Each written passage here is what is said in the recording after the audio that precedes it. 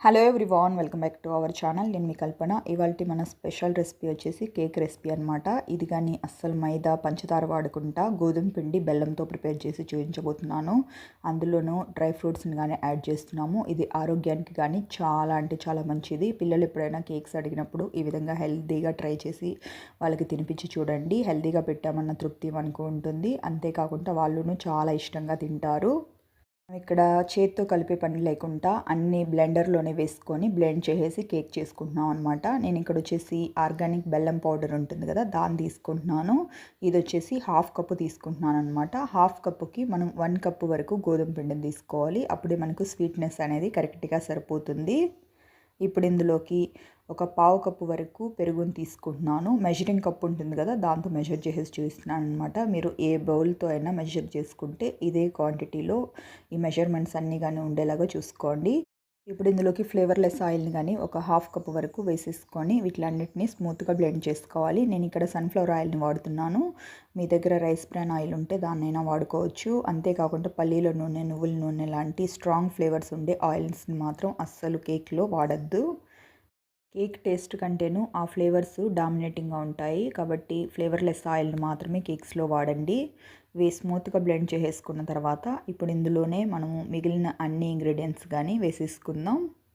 చూసారు కదా, ఈ విధంగా బ్లెండ్ చేసేసి తీసుకోవాలి. ఇప్పుడు ఇందులోకి ఆల్రెడీ జల్లెడ పట్టి పెట్టుకున్న గోధుమ పిండిని 1 కప్పు వరకు యాడ్ చేసుకుంటున్నాను. మీరు గోధుమ పిండితో ఇష్టపడరు అనుకునే వాళ్ళు ఈ ప్లేస్లో మైదానైనా వాడుకోవచ్చు. కానీ గోధుమ పిండి హెల్తీ కాబట్టి నేను దాన్ని వేసుకుంటున్నాను. ఇప్పుడు ఇందులోకి హాఫ్ టేబుల్ స్పూన్ వరకు బేకింగ్ పౌడర్ అలాగే బేకింగ్ సోడాని కానీ వేసేసుకొని ఇప్పుడు ఇందులోకి ఒక పావు కప్పు వరకు పాలను తీసుకొని స్మూత్గా బ్లెండ్ చేసి తీసుకోండి. ఒకవేళ మీరు బ్లెండ్ చేసుకునేటప్పుడు కన్సిస్టెన్సీ అనేది టైట్గా వచ్చినట్లయితే దాంట్లో ఇంకాస్త పాలను యాడ్ చేసుకొని స్మూత్గా బ్లెండ్ చేసి తీసుకోండి. మనకు కేక్ వచ్చేసి రిబ్బన్ కన్సిస్టెన్సీ రావాలన్నమాట. ఆ కన్సిస్టెన్సీ వచ్చేలాగా మీరు స్మూత్గా బ్లెండ్ చేసి తీసుకోండి. చూసారు కదా, మనకు కన్సిస్టెన్సీ ఈ విధంగా రిబ్బన్ లాగా రావాలన్నమాట. ఈ కన్సిస్టెన్సీలో ఉంటే కేక్కి మనకు చాలా పర్ఫెక్ట్గా ఉన్నట్టు. నేను ఆల్రెడీ బటర్ పేపర్ని వేసేసుకొని దానిపైన ఆయిల్ని అప్లై చేసి కేక్ టిన్ అయితే రెడీగా పెట్టేసుకున్నాను. దాంట్లో ఈ మొత్తం మిక్చర్ని వేసేసుకుందాం. ఇప్పుడు దీనిపై నుంచి ముందుగా కట్ చేసి పెట్టుకున్న డ్రై ఫ్రూట్స్ని అక్కడక్కడ యాడ్ చేసుకుందాం. నేను వచ్చేసి బ్లాక్ అలాగే నార్మల్ వైట్ కిస్మిస్లు ఉంటాయి కదా, అవి 2 అలాగే కాజు ఇంకా బాదంని ఈ విధంగా ముక్కల కింద కట్ చేసి పెట్టుకున్నాను. వీటిలన్నిటిని కానీ మనం డెకరేట్ చేసుకున్నట్టుగా అక్కడక్కడ ప్లేస్ చేసుకుందాం. మీరు ఇంకా కావాలంటే వీటితో పాటు గుమ్మడి గింజలు, పుచ్చగింజలు అలాగే అవిసె గింజలు ఇంకా పిస్తా, మీ పిల్లలు ఏవేవి ఇష్టపడరో వాటిలన్నిటిని వీటిల్లో కేక్ రూపంలో చేసి పెట్టేసి చూడండి. వాళ్ళు చాలా ఇష్టంగాను తింటారు. నేను వచ్చేసి నా దగ్గర ప్రస్తుతానికి ఈ డ్రై ఫ్రూట్స్ మాత్రమే ఉన్నాయి అన్నట్లు నేను ఇవి మాత్రమే వాడుతున్నాను. ఇలా వేసుకున్న తర్వాత ఒక 2 సార్లు ట్యాప్ చేసేసి రెడీగా పక్కకు పెట్టుకోండి. నేను ఆల్రెడీ కడాయిని ప్రీహీట్ చేసి పెట్టేసుకున్నాను. ఆ కడాయిలోకి కేక్ టిన్ని ప్లేస్ చేసేసుకొని లిడ్ క్లోజ్ చేసేసి మనము ఒక 30 to 40 మినిట్స్ పాటు బేక్ చేసుకోవాలి. మధ్య మధ్యలో చెక్ చేసేసి చూసుకోండి. నేను ఇక్కడ 30 మినిట్స్ తర్వాత ఒకసారి చెక్ చేసేసి చూసుకుంటున్నాను అనమాట. చూసారు కదా, నైఫ్కి స్టిక్కీగా అంటుకుంటుంది. అంటే మన కేక్ అనేది ఇంకొక 10 మినిట్స్ పాటు బేక్ అవ్వాలి. ఇంకొక 10 మినిట్స్ ఆగిన తర్వాత చూస్తున్నాను చూడండి. ఓవరాల్ టైం వచ్చేసి నాకు ఈ కేక్ని బేక్ చేసుకోవడానికి 40 మినిట్స్ అయితే పట్టిందనమాట. మీ కేక్ సైజుని బట్టి కానీ మనకు టైమింగ్ అనేది అటు ఇటుగా అవుతూ ఉంటుంది. ఈ కేక్ని ఒకసారి చెక్ చేసేసి చూసుకుందాం. చూసారు కదా, కేక్ ఎంత పర్ఫెక్ట్గా బేక్ అయిందో, అస్సలు స్టిక్కీనెస్ అనేది లేదు.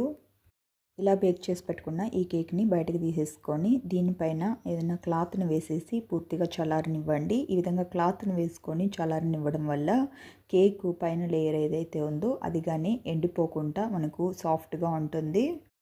కేక్ ఇప్పుడు వచ్చేసి పూర్తిగా చల్లారిపోయింది. ఇప్పుడు దీన్ని సైడ్స్ నుంచి ఎడ్జెస్ని లూజ్ చేసేసుకొని డిమౌల్డ్ చేసేసి తీసుకుందాం. కేక్ మనకు పూర్తిగా చల్లారిన తర్వాత మాత్రమే డిమౌల్డ్ చేసుకోవాలి. ఒకవేళ వేడిగా ఉన్నప్పుడు చేసామంటే కేక్ అనేది సరిగ్గా రాకుండా విరిగిపోతుంది. చూసారు కదా ఎంత పర్ఫెక్ట్గా వచ్చిందో. ఇప్పుడు దీనిపైన ఉండే బటర్ పేపర్ మొత్తాన్ని రిమూవ్ చేసేయాలి. చూసారు కదా, బ్యాక్ సైడ్ కానీ మన కేక్ ఎంత ఫ్లఫీగా వచ్చిందో, 2 వైపులా కానీ చాలా అంటే చాలా స్పంజీగా వచ్చింది.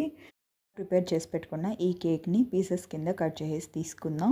చూసారు కదా, కట్ చేస్తూ ఉంటే కానీ ఎంత స్పంజీగా అనిపిస్తుందో. రెండు వైపులా కానీ చాలా అంటే చాలా పర్ఫెక్ట్గా బేక్ అయింది. ఎలాంటి మాడడాలు కానీ ఏమీ లేవన్నమాట. చూసారు కదా ఎంత పర్ఫెక్ట్ కలర్ వచ్చిందో. మనము కోకో పౌడర్ ఏమీ వాడకపోయినా కానీ చాక్లెట్ కలర్లో చాలా అంటే చాలా పర్ఫెక్ట్గా వచ్చింది. బెల్లం వాడడం వల్ల మనకు మంచి కలరు, అలాగే ఆరోగ్యానికి ఆరోగ్యం అనే చెప్పొచ్చు. పిల్లలు ఎప్పుడైనా కేక్ కావాలని మారం చేసినప్పుడు ఈ విధంగా ఇంట్లోనే హైజీనిక్గా హెల్తీగా ప్రిపేర్ చేసి పెట్టి చూడండి. వాళ్ళు చాలా ఇష్టంగా తింటారు. అంతేకాకుండా హెల్తీగా ప్రిపేర్ చేసి పెట్టామన్న తృప్తి మనకి ఉంటుంది. పిల్లలకి స్కూల్లోకి స్నాక్ బాక్స్లోకి పెట్టడానికైనా కానీ ఈ కేక్ ది బెస్ట్ అనే చెప్పొచ్చు. మనం అన్నీ కానీ ఇందులో హెల్తీ ఇంగ్రీడియంట్స్ వాడాం కాబట్టి ఈ కేక్ ఆరోగ్యానికి కానీ చాలా అంటే చాలా మంచిది.